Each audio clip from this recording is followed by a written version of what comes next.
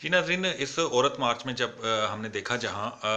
औरतों ने मुख्तलिफ़ किस्म के प्ले कार्ड्स उठा रखे थे, वहाँ कुछ नौजवानों ने भी प्ले कार्ड उठा रखे थे, जिसमें एक बड़ा ही दिलचस्प था, जिसमें एक नौजवान ने जो प्ले कार्ड उठा रखा था उस पे लिखा हुआ था, जा सिमरन अपनी ज़िंदगी जी ले जब तक मैं खाना बनाता हूँ। और एक और दूसरा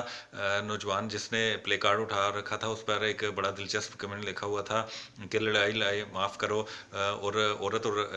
मर्द के दरमियान बाहमी और इत्मीद का रिश्ता है, जिस पर मारवी सरमद और खलीलुर रहमान